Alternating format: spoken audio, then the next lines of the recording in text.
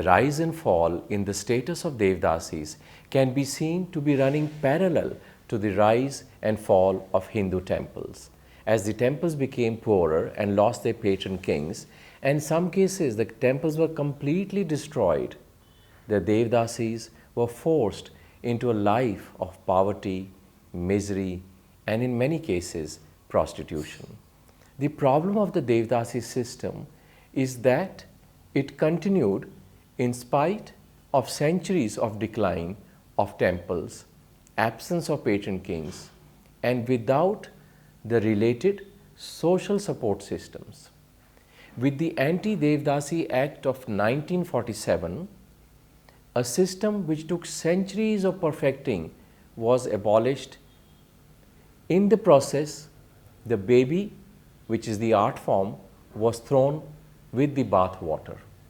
The provisions of this Act of 1947 also stipulated that dance not be performed in the temples and dancers not be kept in temple service. While this sanitized or clinically cleaned the system at surface level, no one thought of the fate of the dancers or their future. In such a scenario, it was but natural that all kinds of issues were faced by the dancers and musicians and their families.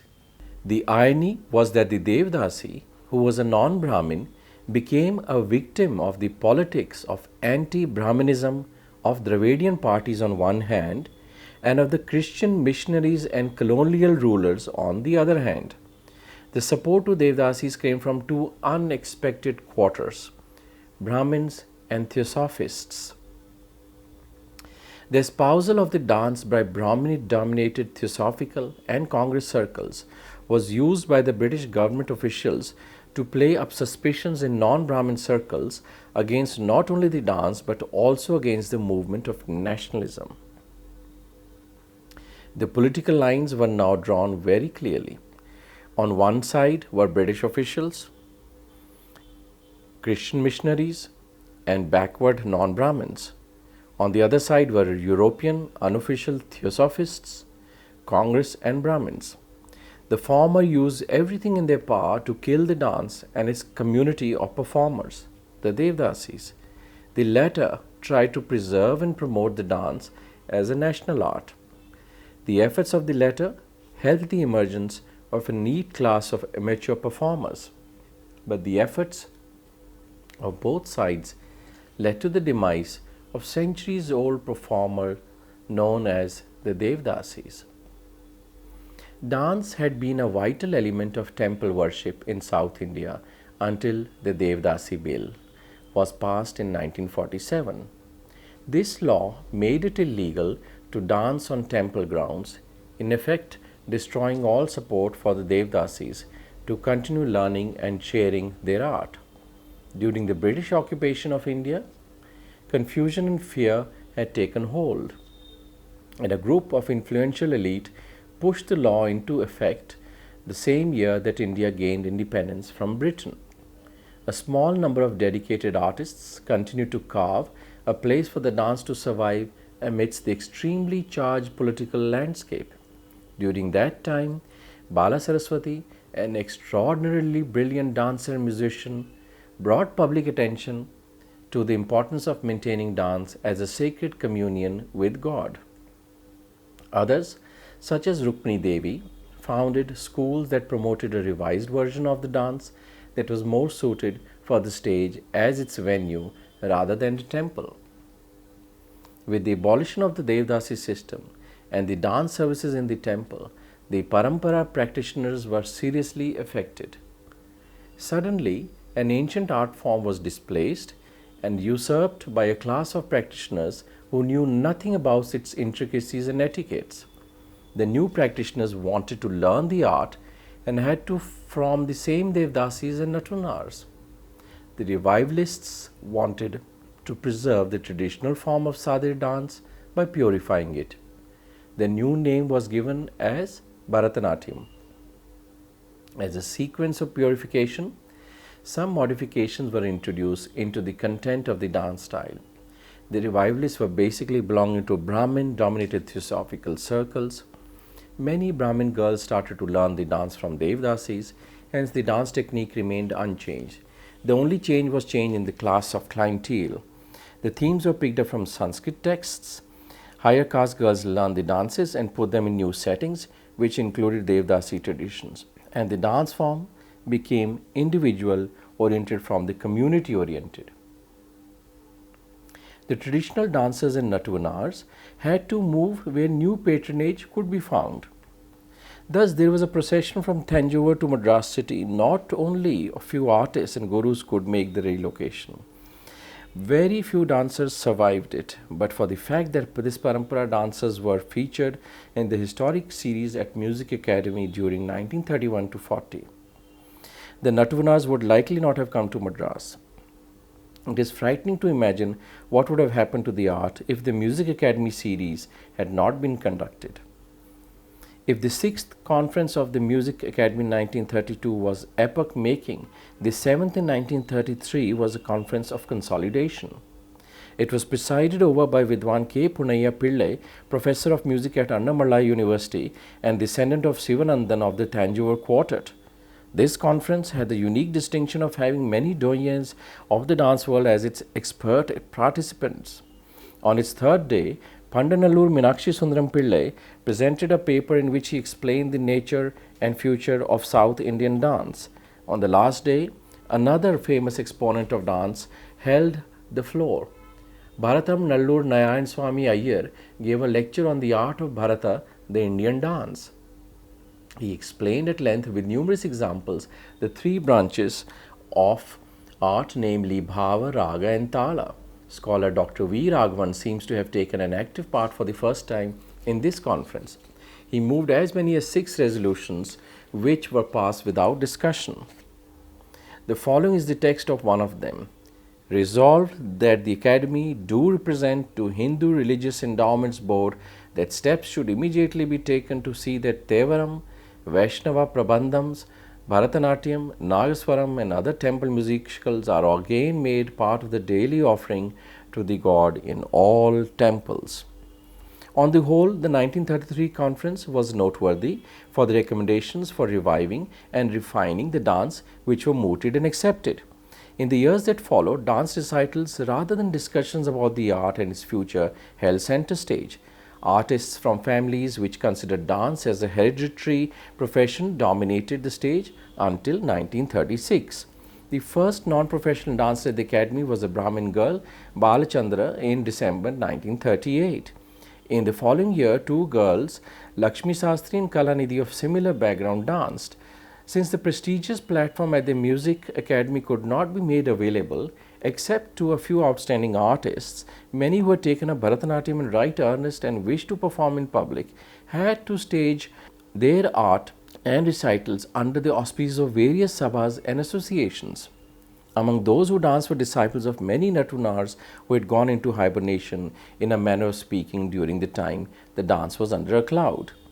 According to E. Krishna Iyer, who was closely associated with the revival of Bharatanatyam, the date 1st January 1933, the date of the second dance recital of the Kalyani daughters, was to be taken as the date of Renaissance of Bharatanatyam. In one of the most unique cultural restorations of dance encountered anywhere in the world, everything about the dance changed.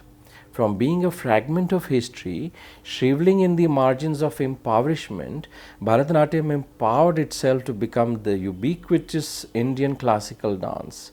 From a surreptitious caste-bound practice, it became a wondrous art form that tore its caste and regional definitions to capture the entire nation's popular and critical imagination.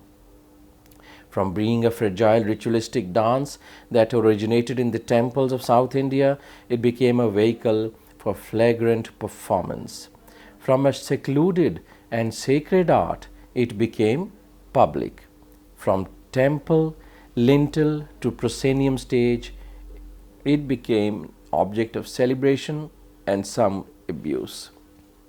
Those who did not belong to the traditional community drew inspiration from the beauty of the dance as performed by the members of the Devadasi community.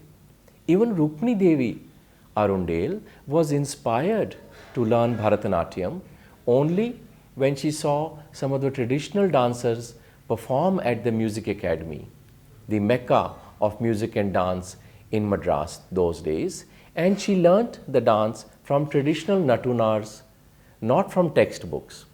In this respect, the series at Music Academy, organized by E. Krishna Iyer, well-known barrister and activist and writer on dance and music, with active collaboration of dancers of the traditional community, played a vital and critical role indeed. 4 individuals in that period who played a critical role in the renaissance of Bharatanatyam were E. Krishna Iyer, Tanjore Balasaraswati, Kamla, and Rukmini Devi Arundel. There are many, many more, but in this period and point in time of the history, these 4 became catalysts.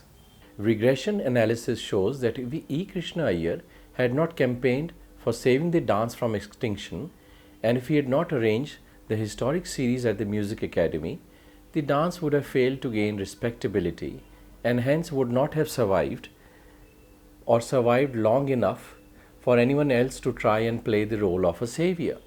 It also shows that without the cooperation of the dancers of the traditional community, Krishna Iyer would not have been able to convey the beauty of the art to a wider public. Rukmini Devi clothed the dance with her exquisite taste and added new dimensions to it. Kamla inspired hundreds of others to learn and perform Bharatanatyam, and M.K. Saroja also added to its body because as talented dancers they were young and Kamla became a role model others could not follow.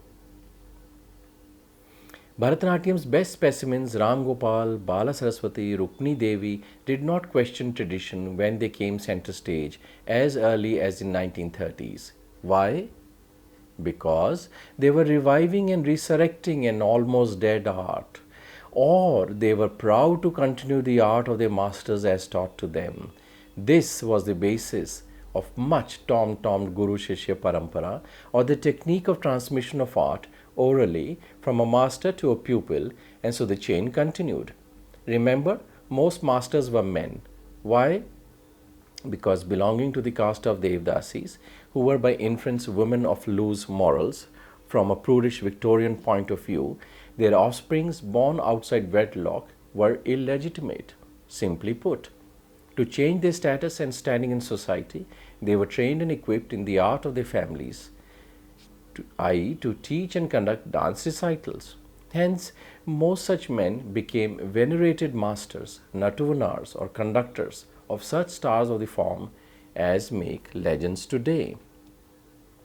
The coming of several institutions in the decade after the visit by foreigners of note led to creation of many major institutions like the Kerala Kalamandalam, Kalakshetra, and Santiniketan to specifically teach and nurture traditional Indian dances that happened after this decade, that is the 1920s. The offshoot of this was an engagement of traditional teachers who left the rural moorings and came to teach in big cities like Madras and much later Delhi. Chief among these were Muthukumaran Pillai, who travelled maximum and helped propagate Bharatanatyam in 2 cities, Madras for 12 years and Ahmedabad for 2.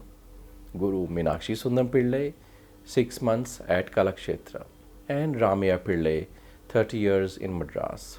Gurus Elappa, Kittappa, and Subraya Pillai all based themselves in Madras and taught many. It is through this early and pioneering figures that Bharatanatyam got its style and structure, form and content as we mostly see today. In modern times, few gurus who have distinguished themselves are the Dhananjayans in Bharatanatyam, Kalamandalam Brahmakutti Asan and Kalamandalam Gopi in Kathakali, Pandit Birju Maharaj in Kathak. While alive, Guru Kelucharan Mahapatra did a lot for Odissi, Vempati Chinnasatyam and Nataraj Ramakrishnan in Kuchipudi, Guru Amobi Singh and later Bipin Singh in Manipuri, all males. These are our national icons who have nurtured and furthered parampara of Abhyas mode of teaching and learning and acquiring Natya.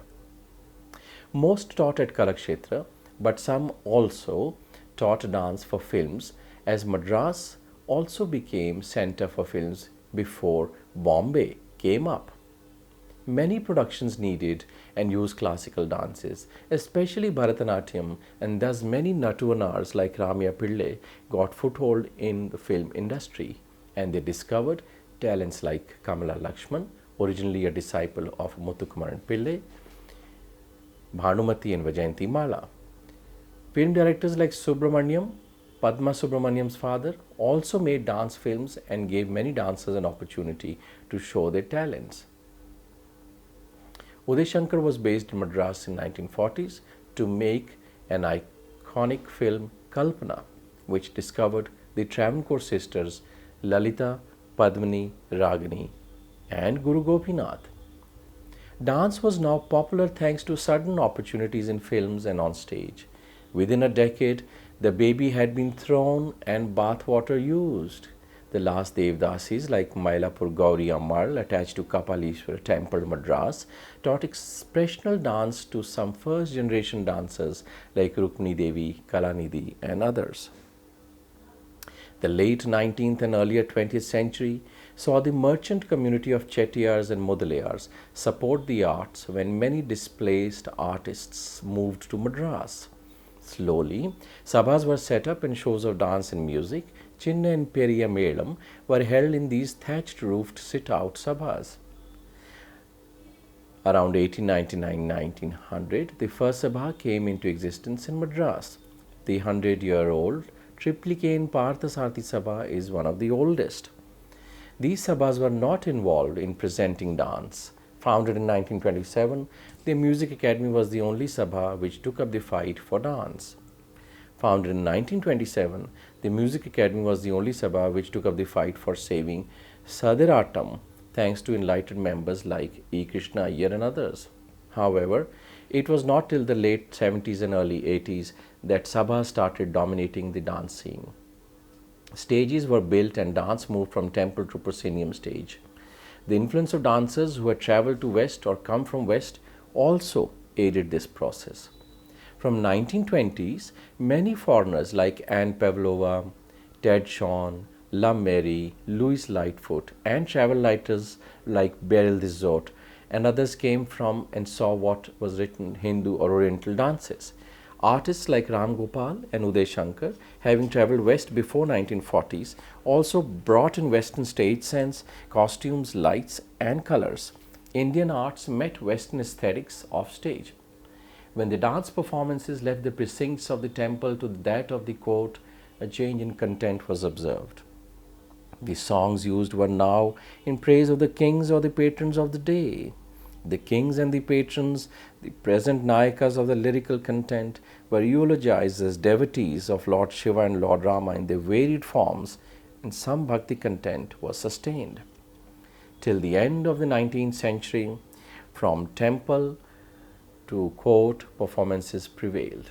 In the 20th century, when dance entered the proscenium stage, Margam was continued by the revivers of this art form. The transition seemed seamless as Indian artists were very adroit and adaptable while maintaining traditions. They could infuse new ideas and new directions that the society and its times demanded. The dancers and musicians who were unexposed to world outside their village or temple were now in mainstream city life. Important Devadasis, families like Bala Saraswati, M.S. Subbalakshmi moved to Madras, or as we call Chennai today. Swarna Saraswati moved to Delhi, and dance moved from temple to the wide world stage. While Indian dances and dancers have reached out to most of the corners of the world now, thanks also to Indian diaspora or Indians settled abroad celebrating Indian culture and art forms, have become also original catalysts who were a few pioneering foreigners and traditional gurus who inspired many Indians to relook at their own ancient dance traditions. They played a significant role in shaping the fortunes of Indian dances. Male dancers and gurus and teachers helped define and shape Indian classical dance in first phase of what we call revival, which is from 1920s to 1950s. Some forms were also all male, done only by men, like Kuchipudi, Satriya, Kathakali and Yakshagana. Today, we see many changes and fewer males. Most teachers and gurus are females, and most forms have more women dancers than male dancers. This is a big change in the post-independence last 50-60 years of the transition. What will come next?